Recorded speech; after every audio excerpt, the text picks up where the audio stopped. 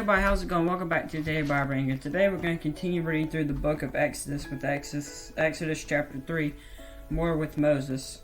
And go ahead and jump in, and it says, Now Moses was tending the flock of Jethro, his father-in-law, the priest of Midian, and he led the flock to the back of the desert, and came to Horeb, the mountain of God.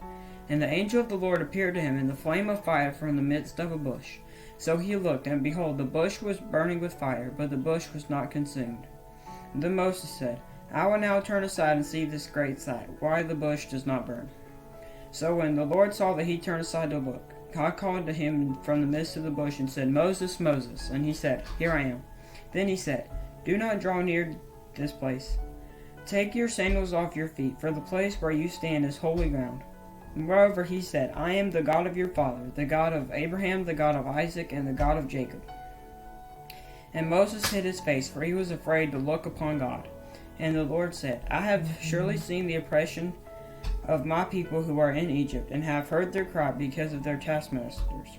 For I know their sorrows. So I have come down to deliver them out of the hand of the Egyptians, and to bring them up from that land to a good and large land, to a land flowing with milk and honey, to the place of the Canaanites, and the Hittites, and the Amorites, and Perizzites, and the Hivites, and the Jebusites.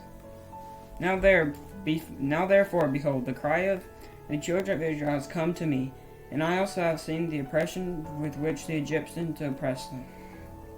Come now therefore, and I will send you to Pharaoh, that you may bring my people, the children of Israel, out of Egypt. But Moses said to God, Who am I that I should go to Pharaoh, and that I should bring the children of Israel out of Egypt? So he said, I will certainly be with you, and this shall be a sign to you that I have sent you. When you shall have brought the people out of Egypt, you shall serve God on this mountain. Then Moses said to God, Indeed, when I come to the children of Israel and say to them, The God of your fathers has sent me to you, and they say to me, What is his name? What shall I say to them? And God said to Moses, I am who I am. And he said, Thus you shall say to the children of Israel, I am has sent me to you. Moreover, God said to Moses, Thus you shall say to the children of Israel, The Lord your God of your fathers, the God of Abraham, the God of Isaac, the God of Jacob, has sent me to you. This is my name forever, and this is my memorial to all generations. Go and gather the elders of Israel together, and say unto them, The God of your fathers, the God of Abraham, the God of Isaac, and the God of Jacob, appeared to me, saying, I have surely visited you and seen what is done to you in Egypt.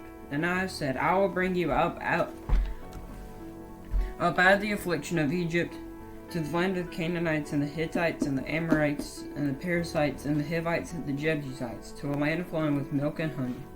Then they will heed your voice, and you shall come, you and the elders of Israel, to the king of Egypt, and you shall say to him, The Lord God of the Hebrews has met with us.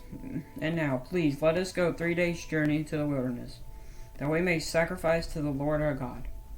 But I am sure that the king of Egypt will not let you go, no, not even by a mighty hand. So I will stretch out my hand and strike Egypt with all my wonders, which I will do in its midst. And rather that he will let you go. And I will give this people favor in the sight of the Egyptians, and it shall be when you go that you shall not go empty-handed. But every woman shall ask of her neighbor, namely, of her who dwells near her house, articles of silver, articles of gold, and clothing. And you shall put them on your sons and your daughters, so you shall plunder the Egyptians.